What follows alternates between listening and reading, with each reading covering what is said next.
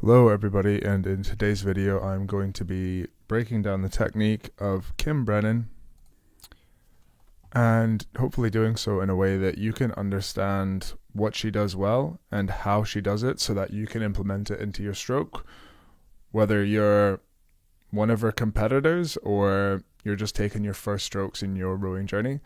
And yeah, we've got a bit of erg footage from her as well, on the row perfect. Yeah, we'll get into the video. For those that are new here, my name's Jack Burns. I'm the founder and head coach of Edge Rowing, where we work with busy professionals, getting them rowing to the best versions of themselves. So, in terms of single sculling, I think, the really, really nice thing, I'm trying to think of the women's scullers that I did recently was Caroline Florheim.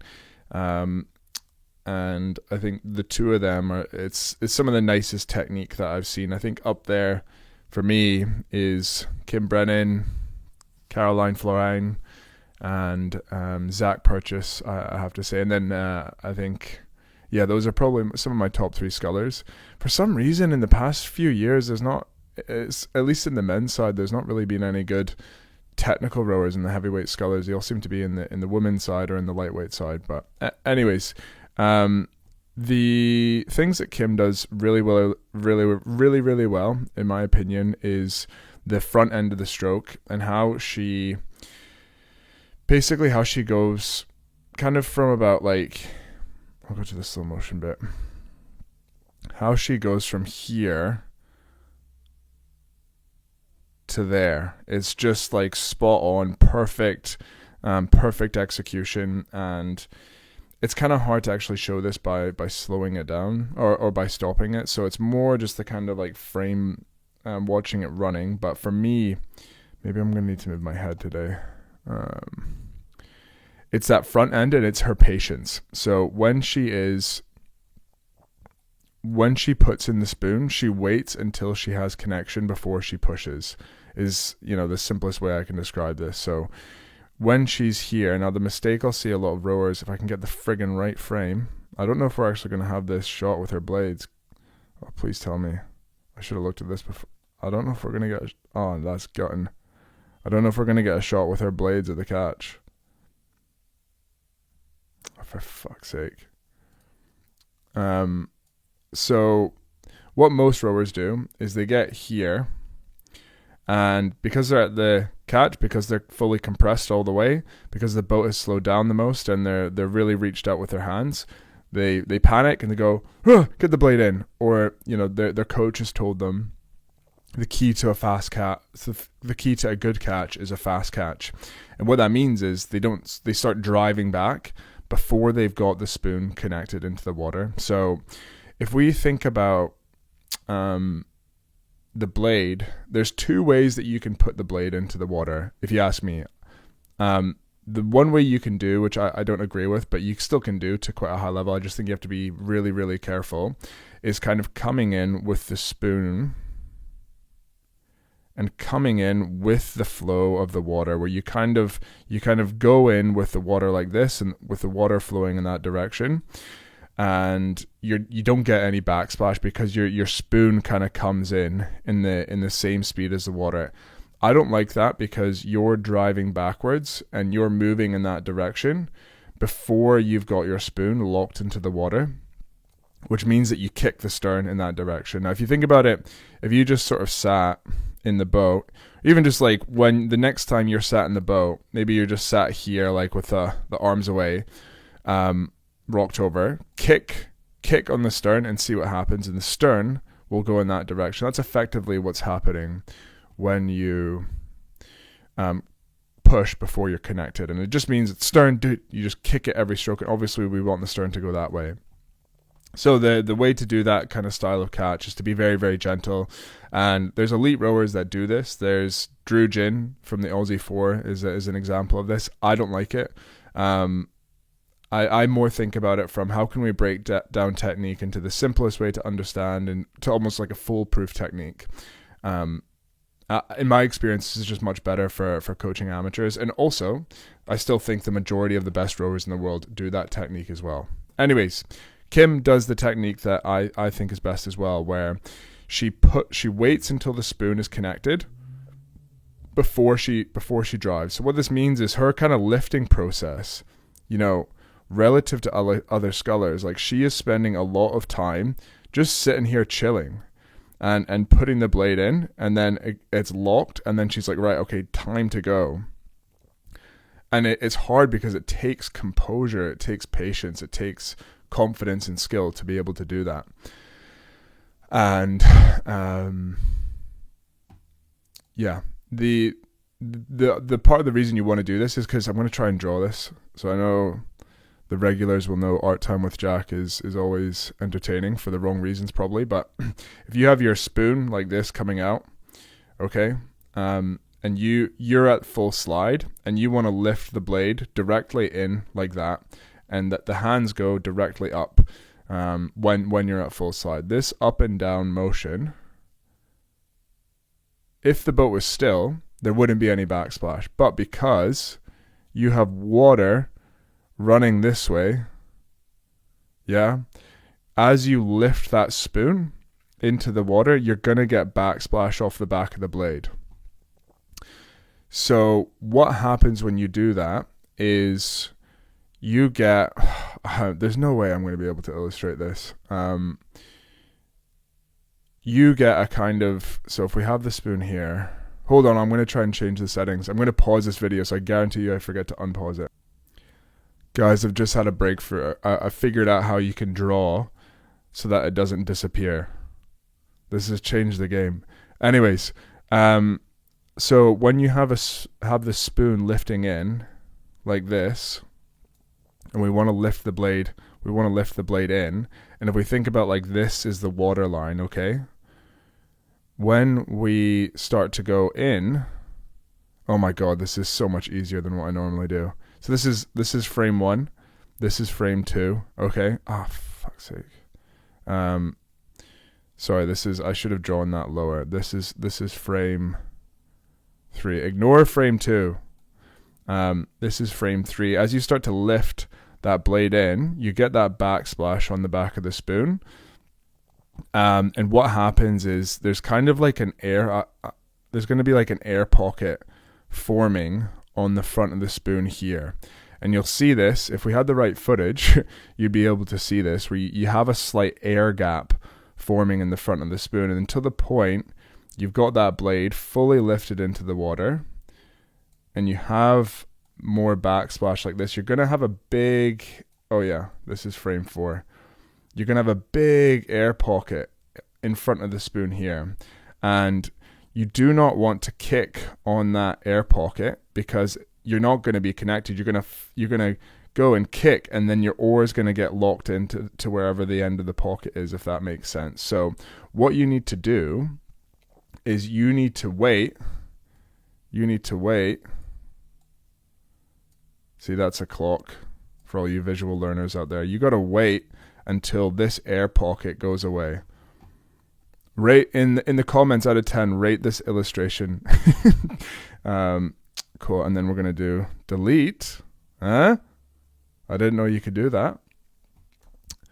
And what happens in scene 5 here, as you wait, you want to wait once your blade's underneath the water like that. You wait, and this is what Kim is doing here. She is waiting for her spoon to fill, and she's waiting until that air pocket goes away, until it's nothing but you've got the blade fully locked in the water, there's no air in front of it, and you've just got nothing but grip there. And then what happens is you've got, because your oar is locked into the water like this, and the boat is flowing that way, the boat's going that way, you've got no other option but to start to drive. So this is sweet. This is something we work on a lot with our athletes. But when you get that blade locked in there like that, it's just it's so hard to do, but it's such a good feeling because you just get the best connection and you just get such a nice, powerful leg drive, and the boat just like flies. But again, it's so hard to do this because it's so counterintuitive, because it feels like you're kind of, when you do this at the start, it kind of feels like you're killing the boat run. But again, something that Kim just does here really, really, really, really well, and just so patient, just so composed here. This is when she won gold, I believe, in Rio. I think in some choppy water as well. And then from there, just a really nice, I think the second thing that Kim, there's probably 4 things I would say she does well. Number 1 is how long she waits. Number 2 is once she's in, she's just so loose and so long with the body, leaves the arms totally alone and just really drives from the hips. And she just leaves, there's just nothing going on up here. It's just a really, really nice, loose and relaxed drive. And that means when you have looseness here, it means your force isn't going to go up into your shoulders. It means your force can go down through your lats, into your glutes, into your legs, and you drive really, really horizontally. So again, this is the next part. Again, so Row Perfect will be happy I'm talking about this, but I think this is one thing I've heard, at least. Honestly, I've not had that much experience on a Row Perfect myself, but this is one thing that they go on about, is how this helps you hang. You can definitely do it on the concept too, but just a really nice, this idea of being loose and long and pushing and leaving it alone as you drive. Lots of legs only work, lots of patience, lots of relaxation really, really helps. And Kim, so she, for a sculler, relatively tall as well. I believe she's around 6 foot. She's around 6 foot tall. So tall single sculler, relatively. And sometimes when you get tall rowers, you see them getting away with kind of more bent arms or rowing shorter or not really kind of leveraging all of their height. But again, Kim just does this so well. So that's the second thing. The third thing I think she does, and really, really nicely, is a clean extraction. Look at that. That is perfect extraction there. Pop the toast, spread the butter. She kind of almost comes out on, even, I guess it's probably the waves, but this is the first thing we'll pretty much always look at with people when they come on is, are you taking your blade out square? And then are you turning it, like literally do this with your blades, and you're going to go so quickly. You're going to be so much more balanced. It's going to set up your recovery really well as well. So you can do this with a tapping drill at the finish, where you sit just with the blade square, you go up and down. You do this with lots of square blade rowing as well. And then, what she does from there is she keeps her hands shut up, phone. She keeps her hands relatively low, and this means that she has space underneath the oar, which my regular viewers are the regular viewers. I don't know why I corrected that. Can square. You will know this. You can square, and then you can just lift at the catch. And this is part of why she can have a good catch, is because, I didn't mean the emoji button. As she comes forward, she can square early, and this means that when she gets to the catch, she's not getting to the catch and being like, oh shit, I have to like square my blade. Oh shit, tension. Oh shit, and then she can't be patient. She's coming in, squared and prepared, so that all she has to do is let the weight come off the handles and let the blade fall into the water. This means that she can have a good catch. So just square your blade early. Okay, take your blade out square, then square your blade early, and then wait until the spoon is filled, and then push with your legs, and then use your back, and then use your arms. That's it. That's honestly it. And yeah, Kim just does this so smoothly. Really nice long leverage. She doesn't have much of an arm draw. She kind of just like leaves it alone here. You see some other single scullers kind of adding a bit more, but she kind of just like kind of lets it come in a little bit here. It's almost like as she comes through with the hands, she's drawing through here. And if we're looking at this, is maybe okay. If I'm going to be critical here, she kind of starts moving the chest forward before the arms have come through all the way. Super minor thing here. But yeah, that's the only thing if I was splitting hairs that I could say. And then the other thing that was interesting, I was looking at this in the Row Perfect, it looks like she opens the back a bit earlier on the Row Perfect than she does in the boat here. So we just got this position here. Nice long loose. She almost looks more loose when she's in the boat. It kind of opens a bit early. Just kind of change that angle a little bit from there to there. But again, doesn't matter if it's on it's harder to do that on the erg. But yeah, look, I think that covers everything. Sometimes it takes me a lot longer to make these points, but yeah, if you have made it this far in the video, then comment what you think this thing is. Okay? What is that? Comment that if you made it this far in the video. And yeah, if you want help with your rowing, if you want us to break down your technique for you, at the time of filming this, we don't have any coaching spaces, but obviously you might be listening, watching this in 6 months' time or something like that.